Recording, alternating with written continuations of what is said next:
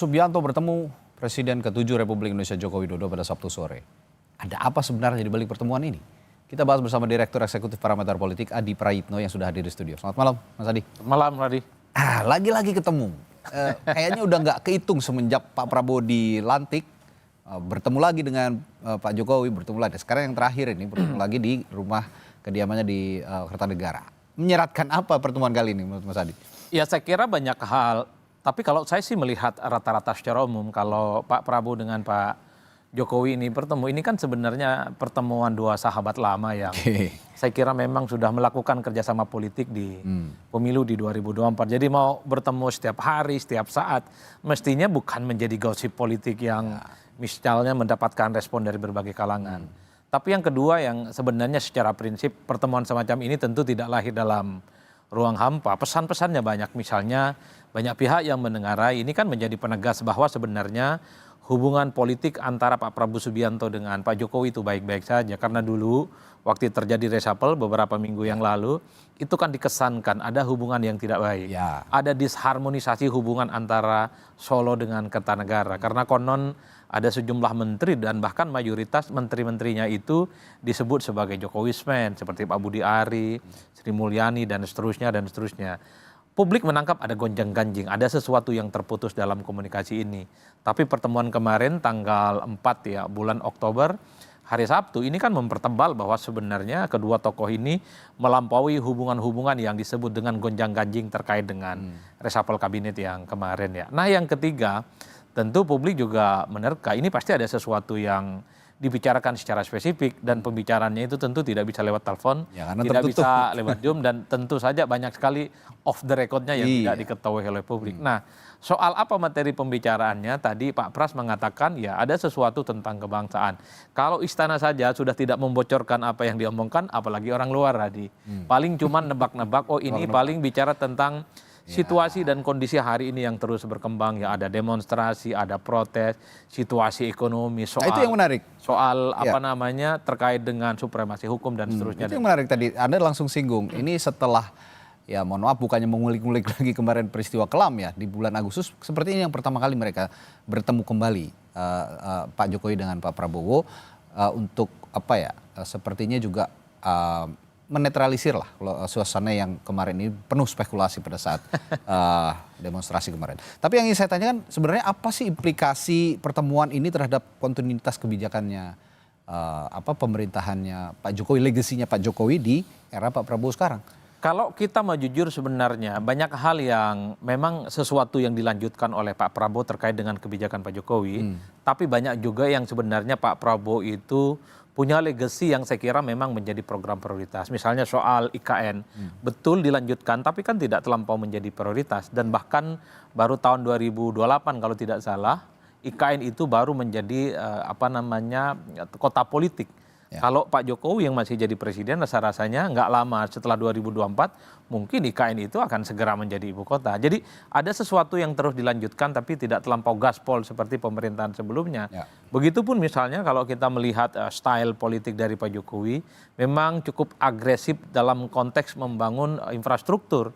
Kita lihat selama Pak Prabowo bulan ini adalah bulan 1 tahun persis bagaimana Pak Prabowo itu dilantik, kita melihat pembangunan infrastruktur tidak terlampau kelihatan signifikan, Radi. Meski misalnya di bulan ini sudah mulai akan dibangun infrastruktur pertama oleh Pak Prabowo dan Pak Prabowo itu justru lebih banyak misalnya membuat kebijakan-kebijakan yang down to earth seperti program makan bergizi gratis, terkait dengan koperasi desa merah putih, terkait dengan ketahanan pangan dan seterusnya. Sesuatu yang tidak terlampau kelihatan tampak di mata seperti infrastruktur, tapi kemanfaatannya itu difungsikan bagaimana ekosistem masyarakat yang di bawah itu mulai berdenyut karena ada keinginan membangun Indonesia tapi melupakan desa, melupakan daerah itu sesuatu yang mustahil. Karenanya program-program Pak Prabowo itu adalah membangun Indonesia dari daerah, membangun program dari desa dengan ekosistem ekonomi dan kehidupan dimunculkan. Tapi bagi saya sebenarnya secara prinsip implikasi nyata dalam pertemuan-pertemuan semacam ini menegaskan bahwa apapun keputusan politik yang dibuat oleh presiden hari ini bahwa itu adalah keputusan hak prerogatif dan ya mantan-mantan presiden yang sebelumnya paling mungkin ya ada pendapat, ada feedback, ada saran yang kemudian bisa dipertukarkan kira-kira apa yang terbaik untuk kepentingan bangsa dan negara. Tapi ini pertemuan Pak Jokowi dengan Pak Prabowo yang memang privat gitu ya, tidak ada yang tahu isi pembicaraannya.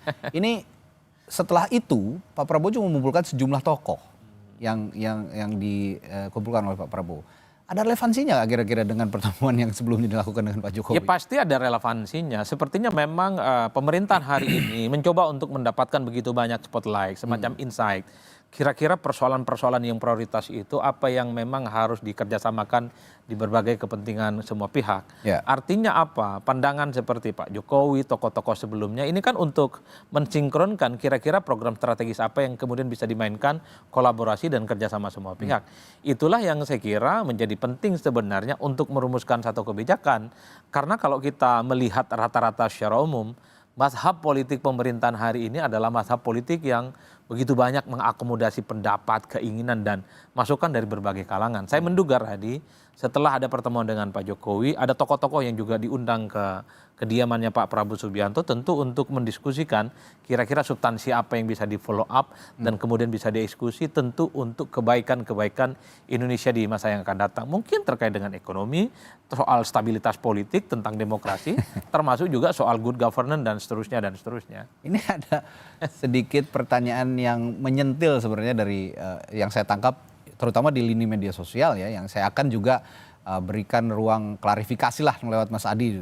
Ini apa pertemuan dengan Pak Jokowi ini relatif lebih sering sepertinya, atau komunikasi yang dijalin dengan Pak Jokowi antara Pak Prabowo dengan Jokowi lebih sering sepertinya dibandingkan dengan wapresnya sendiri yang notabene which is itu adalah anaknya Pak Jokowi.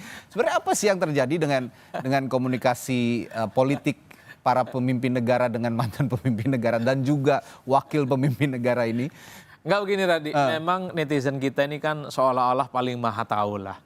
Kalau ada pertemuan Pak Jokowi dengan Pak Prabowo pasti ada sesuatu yang dibincangkan dan tentu saja tidak ada publik yang mampu mengekspos itu secara signifikan.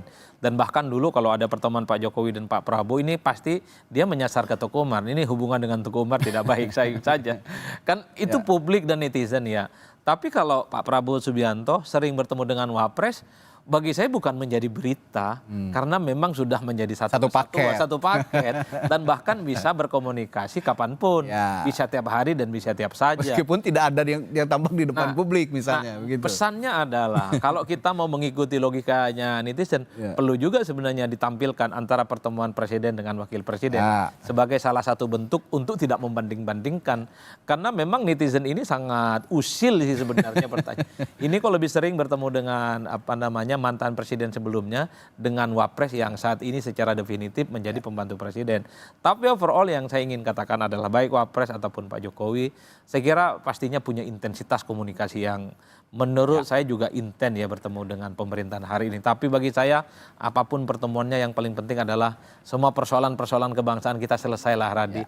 Mau bertemu tiap hari, mau tiap saat kan publik sebenarnya tidak terlampau ukur. Yang paling penting bisa Indonesia itu semakin mantap lah kira-kira begitu. Masalah bangsa bisa terselesaikan. Nah kalau begitu dari pertemuan ini terakhir ya, dari pertemuan kemarin dilanjutkan dengan Pak Prabowo juga bertemu dengan para tokoh. Gitu. Kira-kira ada nggak implikasi yang immediate untuk publik yang bisa dirasakan dari pertemuan ini? Ada dampaknya kira-kira menurut Mas Adi? Kalau dampak secara immediate ya tidak bisa diukur. Karena kalau mau jujur sebenarnya pemerintahan hari ini adalah on the right track di semua bidang ya. Di bidang ekonomi, soal good governance, terkait dengan bagaimana ekosistem kehidupan yang ada di desa. Tapi yang paling penting Radi adalah bagaimana saya melihat pemerintah hari ini ingin membangun apapun itu bekerja sama dengan berbagai pihak. Makanya soliditas dan kerjasama, dan kita bisa cek semua partai politik, semua elemen, semua stakeholder di negara ini itu kan diajak kerjasama dan dirangkul. Tujuannya adalah bahwa stabilitas dan kerjasama adalah kunci membuat Indonesia itu mampu menyelesaikan semua persoalan dan tentu naik kelas lah kehidupannya. Bukan hanya soal yang kita sebut sebagai negara berkembang, tapi kan ingin naik kelas juga, Radi, yang relatif kompetitif diperhitungkan dibandingkan dengan negara-negara yang lain. Saya kira di situ sih, kalau sudah kerjasama, kemudian kolaborasi yang terjadi, tapi misalnya Indonesia masih ada persoalan, ya harus sering-sering lah bertemu, Radi. Ya, harus sering-sering bertemu, dan saya sepakat dengan Anda tadi, Mas Adi, bahwa sebenarnya publik juga tidak terlalu merisaukan pertemuan ini. Saya yakin ya, yang lebih dirisaukan adalah bagaimana permasalahan-permasalahan bangsa bisa terselesaikan dengan cepat atau tidak. Misalnya keracunan MBG sudah tidak ada lagi, lalu juga masalah pajak yang terlalu menghimpit masyarakat tidak juga dibebani terlalu besar kepada masyarakat dan masalah lapangan kerja juga bisa dipenuhi dengan baik. Terima kasih Mas Adi Praitno sudah berdiskusi di Sapa Indonesia Malam kali ini dan kita akan bertemu lagi di lain waktu. Saudara, ada informasi lainnya di Sapa Indonesia Malam setelah jeda. Sebuah mobil terbakar di Jalan Jenderal Sudirman, Tanah Abang, Jakarta Pusat. Saat lagi informasi kita.